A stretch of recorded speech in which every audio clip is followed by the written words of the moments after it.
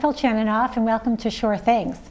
Today we're going to take a look at one of our shoreline towns, Madison, and to do that I'd like to welcome first Selectwoman, Peggy Lyons. Welcome. Great, thank you very much. I'm glad to be here. We're happy to have you here today. This has been a goal of mine too, to be able to get some town people in the governing bodies to talk about the town, up and coming, how you survived the pandemic, all the types of things. So I appreciate you coming in to talk about Madison. To start, can you tell us a little bit about your background? Sure. So I was actually just elected a year ago. So perfect time to get elected in this job, right? Yeah. With all that's gone on in 2020. And I moved here 13 years ago from New York City, where I worked and lived in Manhattan for over 15 years. So I was in the finance and banking profession before moving to Madison. I met my husband David in New York, who grew up in Madison.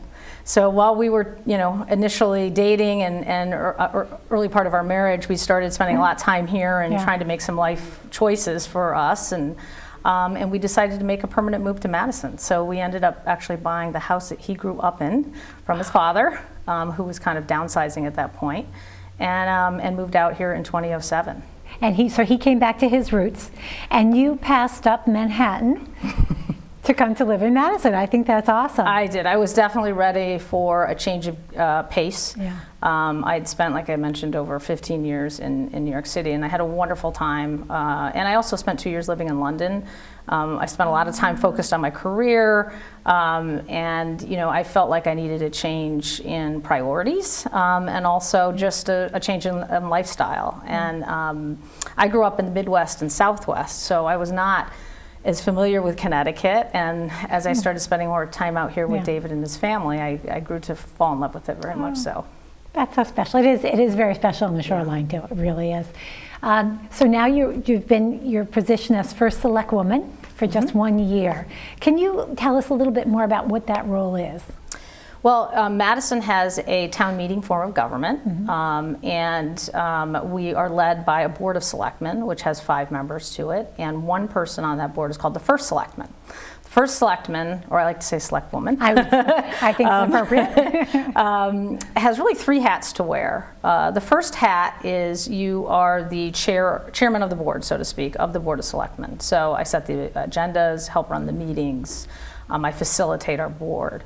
The second thing I do is I'm kind of called the town CEO, and that's written as part of our charter, and so that's wearing a management hat. So I'm the only full-time employee that's in an elected position in town. So I have those 2 hats, and as town CEO, I basically run the town, so to speak, although we have fabulous team, running all our different departments and functions, but I'm kind of the leadership that brings it together, like the CEO of the town. And then the third piece is really the ceremonial piece, which is more being representative of the community as I'm doing today, or being out there in the public and helping the public and just being responsive to the public. So it's challenging. It's a lot of different hats to wear, but I find it really, it's an honor to do the job, and it's also been a great experience for me. I can imagine. I looked on the website, and that's interesting you said that, as CEO of all the different committees, and I was impressed by how extensive the list was of all the different bodies in Madison, which I'm just learning to more about the workings of the small town, but and I think quite a bit. And that is what the beauty is, I think, of being part of this government, is that there's so many volunteers that actually run the town too. And so even though I'm the only full-time paid employee, we have over 100 volunteers that sit on different boards and commissions that oversee different things in our community. So there's the elected boards, which are the Board of Education, the Board of Finance, the Board of Selectmen, which I'm on, and then we also have a zoning board of appeals. But then there's also a lot of appointed boards that people sit on, whether it's planning and zoning, whether it's the Shellfish Commission, the Conservation Commission. So it's a way for everybody in town to find an area that they have an interest in kind of contributing and volunteering. And you have over 100 volunteers? More than that, probably. Than I'm trying to think. We have, I think, over 60 boards and commissions. Yes. So the level of volunteer spirit is a lot. I would think so. With that, how big is Madison? About 18,000 people. 18,000, yeah. Right. So, that's and a good it's, size. when my husband grew up here back in the 60s and 70s, it was more like, 3,000 to 5,000 people. So we've seen a lot of growth in the last 50 years in Madison. But it feels like a small town, and I think it has that community spirit to it, which is one of the things that attracted me to move out here with David and decide to raise our family here. Yeah. So your children are in Madison as well? In the Madison schools? Okay. Yep, we have 2 children. My daughter Rose is 11 and she attends Polson Middle School, and my son Patrick is 8 and is at Jeffrey Elementary School. So so is your husband also David? Does he work in town? No, he actually is a pilot for a commercial airline. So, he is here at times, and then at times he's traveling with his work. He flies out of the New York area. He's New York based. And he flies all over the world for his job. But he did grow up here, we really felt that was one of the other attractive things about Madison was the school, the strength of the schools, and knowing that we wanted to start a family, we felt it was a great place to settle down. Yeah, Madison always has had a very stellar reputation when it comes to their school. Yes. And the performance of their schools, which is amazing. That's wonderful. So you became first Selectwoman about a year ago, and then we all saw the pandemic coming. Right. How did you handle that, or what was your role with the town in all those days? Well, I think any kind of emergency that affects the town, the first select person's office steps in and is kind of the operational emergency leader of the community. And we end up activating our emergency management plan. And so we have an emergency management director, and then myself, and then we have other people involved. It's a team of people really that really oversees how we handle an emergency. It was interesting because when I first started back in January, I went to an emergency practice simulation where they talked about, they have these exercises so people can learn about are you prepared? What can you do to prepare? You should have a playbook, how to do these things. And the first thing was we lost the grid on the Northeast, and then on top of that, a pandemic hit. So we all laughed. Well, that would never happen, right? Oh my goodness, you would how never ironic. have. And ironically, we had in August with Storm Isaias, we had not only lost power for a week for many people in town, but in the middle of the pandemic. As well. Just to complete the scenario. Yes, right? exactly. So it was something that towns are always trying to prepare and be ready for these types of things. But I think that and the town had a lot of experience because being a coastal community, you're dealing with hurricanes and things that there's more of a natural playbook to deal with. So this one was unique because it was something we weren't sure how to tackle it at first. But I think that our whole team got together and really worked well, and that includes all the emergency services, the fire, the police, our emergency, our ambulance. We really had to sit down and figure out how we're going to tackle this and how we're going to get the town through it and lead it. When you were in that process, is that something that, I've talked to school superintendents, how the schools from different districts would work together. As a town in Madison, when you're going through something as monumental as that, do you group together other towns to have that communication, to look at what the plans are? Well, really we certainly reached out to neighboring communities and had an active dialogue about how different towns were approaching it. But I think the one unique thing about a pandemic is it doesn't know borders. And I will say that I think our leadership at the state level recognized that, and that there was going to be a need to have a broader strategy to tackle a lot of the challenges that we were going to face. So one of the things that the governor had instituted was weekly, and actually it was every other day at one point, municipal calls with the CEOs of all the towns in Connecticut, 169 towns. So we actually had an ability to get on a conference call and ask questions like, how can we address this issue? Members of my community are wanting about this. Our business community is asking about that. So there was that direct you had that support line, right? Yeah, and that support. Because wonderful. The pandemic created really different challenges. Normally you have a storm, it's a defined period of time, and so you can kind of postpone things for a certain period of time, regulatory things, things that you're doing in government, but we didn't know what the timeline was going to be for this. Right. And so it was helpful to have that collaboration with the state government to come up with, how we can address keeping government operating without being able to do a lot of things in person.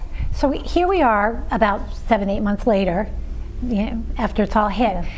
Do they still have that type of support in place? Yeah, absolutely do. Actually, we have a call. Now they're weekly. Okay. Or bi-weekly, I think. Now they're only every week. And for our own town, we have what we call our emergency operations center, but we run it virtually, so we're not all sitting in a room. Mm-hmm. Like traditionally, there'd be a hurricane, and everybody would hunker down and be in the same room and kind of on the phone and working stuff with the radios and getting teams out to respond to calls. And obviously, that wasn't the right setup for what we were dealing with. But we have a team that we get together, and now we're doing those not bi-weekly, every other week. Yes. Whereas we were doing it 3 times a week. We'd have emergency operation calls, and we'd all figure out what are the issues, what are the problems, how do we solve them? Can we get answers to some of the things from the state? Can we go to a neighboring community to reach out to them? How can we tackle some of these things together? Yeah. I wonder if you're noticing with the time that's gone by and with your conversations with the other towns that as time goes on and different red zones come up or other, we start looking at the data that comes in, if there's more of a diversion, now this town might do this, whereas they might have done the same thing. Do you see more of that diversification on what people are doing? I think that we've all come to probably a new normal. Yeah. And then there's going to be a little bit of aberration based on the unique situations in each community. And that's what we've started to see with the red zones. And some people are choosing not to move forward with phase 3. Some people are ratcheting back and putting greater controls on certain activities, depending on what's going on in the community. I think we all understand that there's a certain baseline that has to be there to protect us all, right? I also think that if I look at, where we're going, unfortunately, with how some of the numbers are going, we all need to probably step back and look holistically across the state again. Is that a decision you make with the other selectmen? For instance, if it needs to pull back to a phase 2? I think so originally we were operating under a local declaration of emergency, and we would consult with the selectmen. Now we're not operating under that anymore. So any decisions like that would be held by the whole board. We would make those decisions. Okay. Yeah. Okay. Oh, thanks, Peggy. We'll be right back after this short break.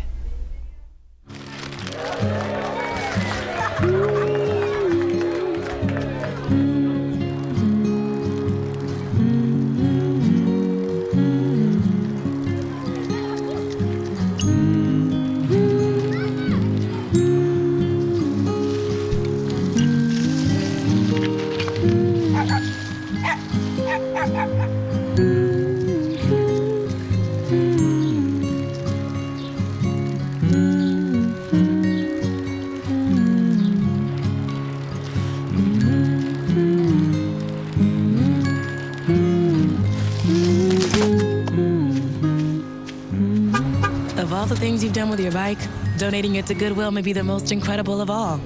Your donations help fund job placement and training for people in your community, which means your stuff can be more powerful than you think. Donate stuff, create jobs. Hello, welcome back to Sure Things. We're here today with Peggy Lyons, first Selectwoman in Madison. Welcome back. Thank you. I know we spent a lot of time talking about that pandemic and Madison's response. I just had a few more questions to finish that up, I know. Sure. Now that we're at the other side of that, how did it go fiscally for the town?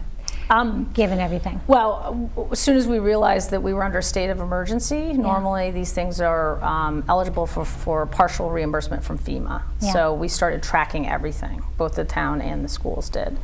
And so we've been going through the application process to get reimbursement for a lot of these things. The school district has already received some money back from the state in reimbursement for reopening costs.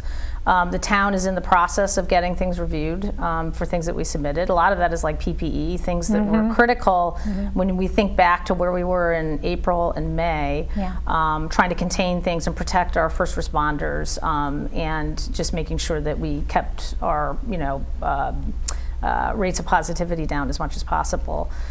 So we're hopeful that we will get reimbursement for a lot of it. We may not get everything. I mean, the one thing I think we're realizing that the funds are not unlimited. I mean, the country has gone through quite a bit in the last 6 months in terms of hurricanes, and then every state and small community in the entire country is being hit by the pandemic. So I think Madison also is very fiscally sound, and we have a lot of resources to pull from. So I'm not concerned at all with being able to fund the needs for the town. Good. So how is Madison doing with its reopening? When you look downtown, I love downtown Madison. When you look downtown, how is that going? I mean, I think we've done extremely well. Yeah. I know that small business, it's been a challenge for everybody. But I think particularly a lot of our attractiveness of Madison is our natural beauty. And so we, I think, had a very successful summer. We had a lot of people coming to Madison, and with the outdoor eating and restaurants and shopping capabilities, plus all the different amenities in Madison for people to enjoy, whether it's Hammonasset, whether it's Bauer Park, whether it's Rockland Preserve in North Madison. There's a lot of outdoor opportunities, and this all fed into the kind of staycation mode that a lot of people in the region were trying to take advantage of. And so I think Madison had a really good summer. Obviously with the weather changing, the outdoor component of that is more difficult. And so we're actually trying to think of a lot of creative ways to still continue to have outdoor activities that allow people just to, I think it's just relieve stress and be outside and fresh air. And I think you're right, and you mentioned Hammonasset, and that's a place that we like to frequent as well. And we watched it all summer how it would fill up so quickly, right? Because people wanted to be outside, they wanted to be taking the walks and going on the trails.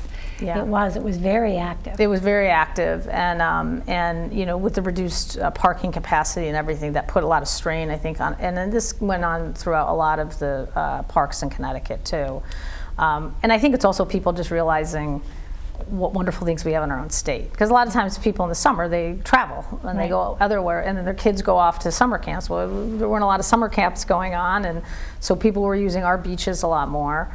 And so I think our town overall, people had a good summer. There was a lot to do. And like I said, we were able to, have an active shopping and restaurants, and then just general activities for people to visit our town. Yeah, it looked like businesses were doing their best. I know some of the businesses like R.J. Julius did a lot of things online, a lot of programs offered that you could go see, which was great. Right. And I know some of the other stores had a slow opening, but they're open now, which is wonderful. Yeah. What type of other activities or events are happening in Madison? So we're looking towards now the holiday season, and Madison has always been a great place to visit during the holiday season with a lot of different events that we have, and I think we're trying to create, like I said, more support that outdoor recreation component to it. We're going to be doing what's called Light Up Madison, which is allowing, and there'll be more information on the website about this, but creating really an exciting light display downtown Madison, so you can walk around and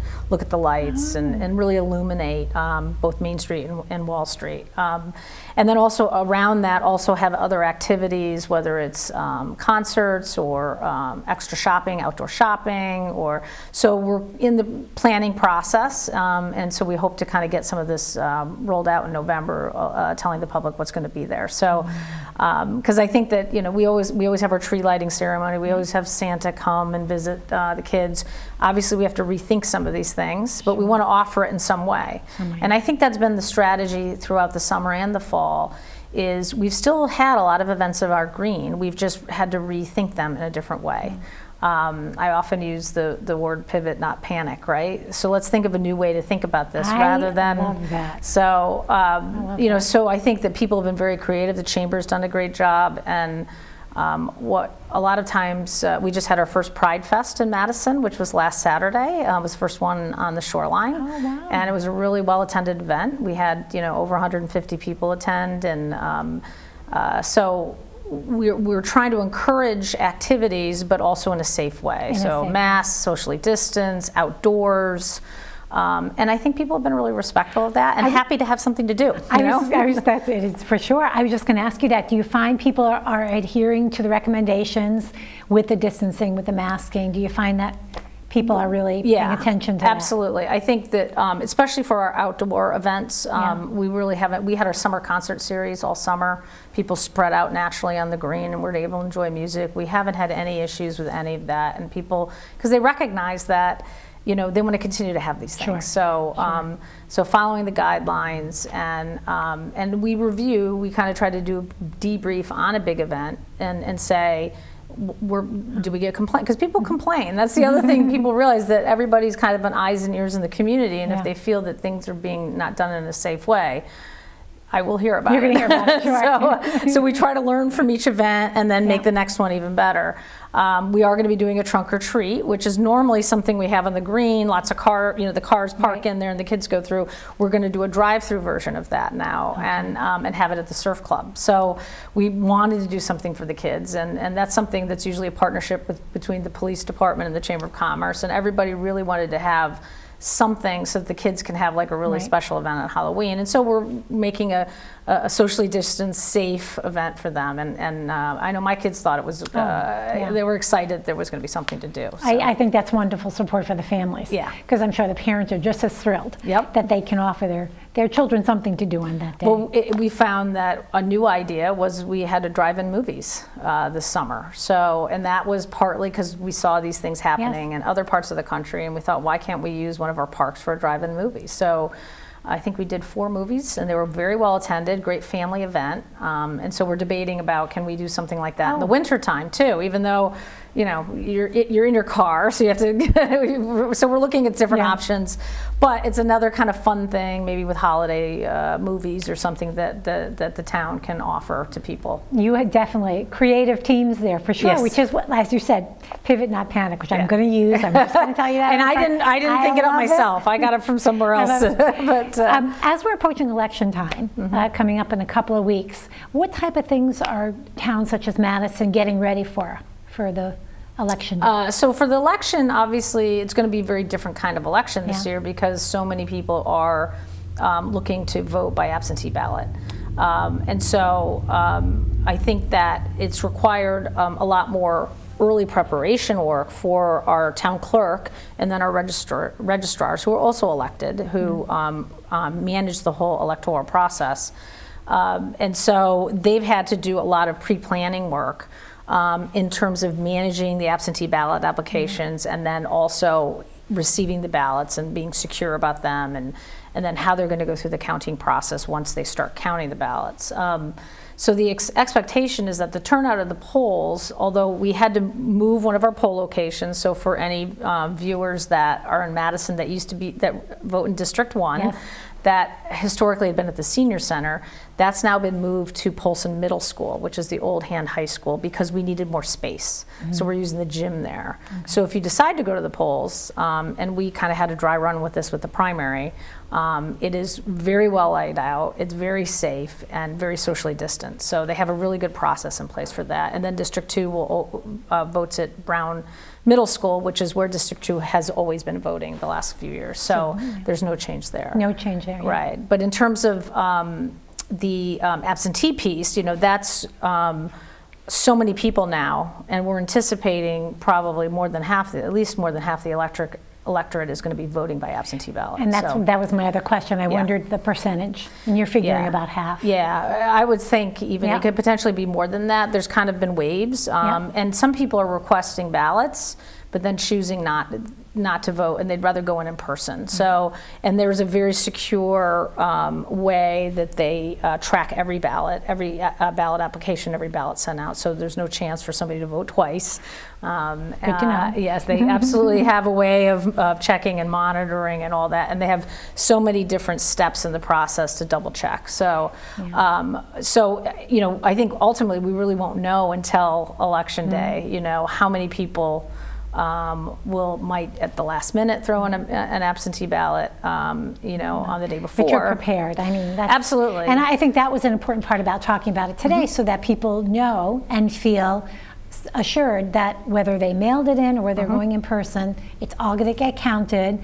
Process has been well thought out and safe. So I think it's that's been important. well thought out and safe, and they've had people focused on this for a month now. Yeah. We've allocated all the space in town hall just to elections right now, and they've had extra staff, and they've just been, I think, incredibly proactive to get as much done as possible early on as possible, so that things will go really smoothly, as they always have done.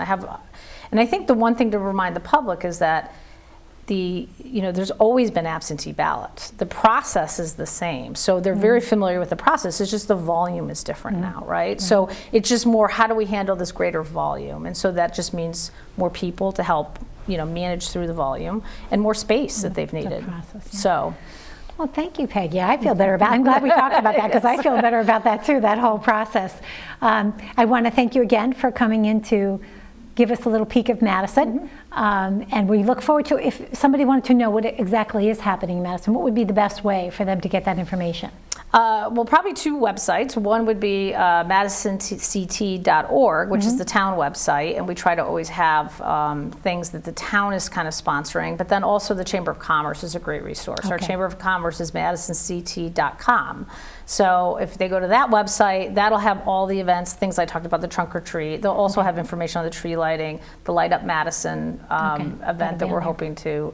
And then anything election related is the MadisonCT.org. The town clerk has a section on her website just on voting and elections. So there's lots of information there. Well, thank you again, Peggy Lyons, first Selectwoman of Madison. Thank you for joining us today, and see you next time on Sure Things.